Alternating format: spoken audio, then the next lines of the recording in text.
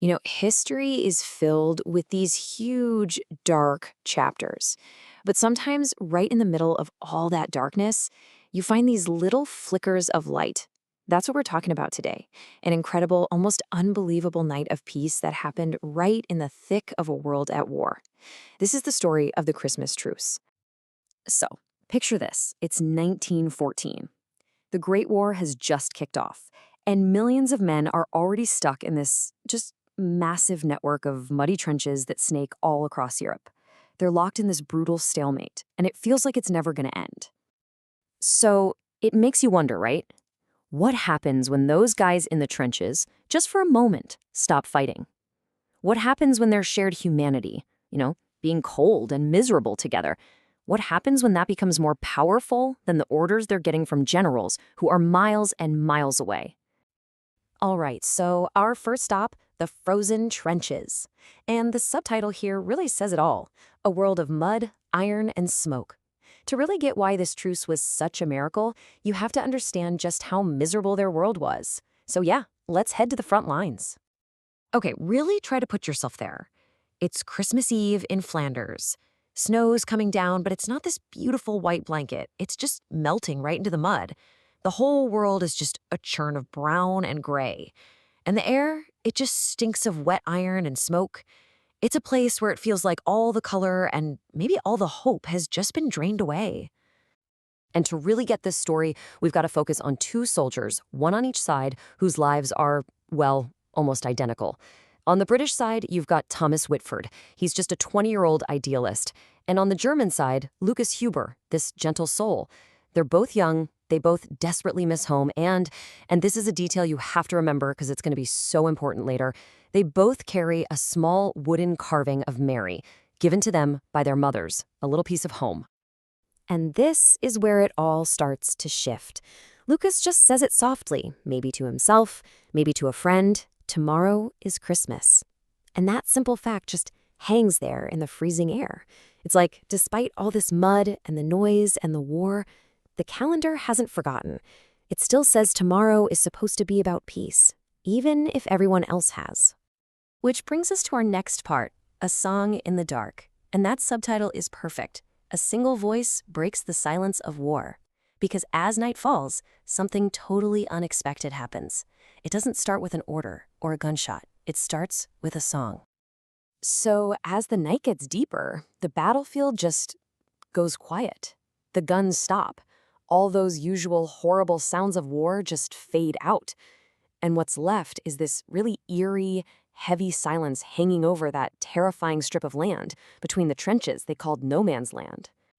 And then, out of that silence, from the German side, a single voice, just one guy, starts singing.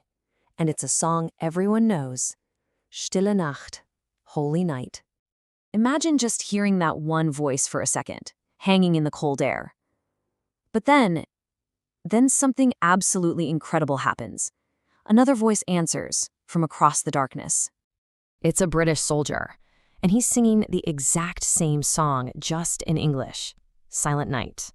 And for that moment, this one simple melody is like a bridge being built across no man's land, connecting these two trenches that are supposed to be worlds apart.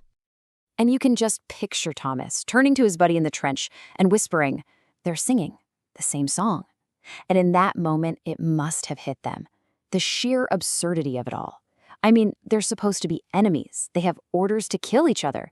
And yet, they're singing the same songs, praying to the same God, and probably dreaming of the same thing, just being home. And that song, well, it kicks off something truly unbelievable. Section 3, Peace in No Man's Land. An impossible truce begins. Because this wasn't just about singing, it was about what came next. So you're probably wondering, how does this actually go from singing to a full-on truce? Well, it started with a few brave souls, soldiers from both sides just slowly, cautiously climbing out of their trenches. They hold their hands up high, not to surrender, but as a greeting. And they start walking toward each other, into the moonlit snow. And right there, in the middle of it all, is where Thomas and Lukas finally stand face to face. What happened next was, well, it was amazing. For just a few hours, the war just stopped. It was forgotten. These guys weren't soldiers anymore, they were just men. They were trading cigarettes and chocolate, pulling out worn photos of their sweethearts and families back home. They even kicked a ball around for a makeshift game of football on the frozen dirt. For a moment, there was just this sense of peace, warmed by a few small fires. But for our two guys, Thomas and Lukas, this connection they found was something else. It went deeper than just sharing some chocolate. As they're sitting there, talking, they discover this sacred connection between them. And then comes this moment that sounds like it's straight out of a movie. You're not going to believe it. They both reach into their pockets, probably to show each other their little good luck charms from home. Thomas pulls out his carving of Mary from his mother in England, and then Lukas, from Germany, reveals a matching one from his own mother. Two almost identical carvings, made by two different mothers on opposite sides of a war. And in that moment, I think they both realized just how fragile everything was. This piece, their own lives. So Lukas says they should trade. It's not just a swap of items, it's a promise. He says, if one of us doesn't survive, the carving will still live. It was their way of making sure that a piece of this night, of this connection they found, would make it through the war, even if they didn't. So what happens to that promise? That brings us to our last section, a memory that endures, or how a single night echoed through a lifetime. Because the truth ended, but the story was far from over. Well, as you can imagine, the truce couldn't last forever. The generals made sure of that. The war roared back to life, and just a few months later, in the spring of 1915, Thomas was killed.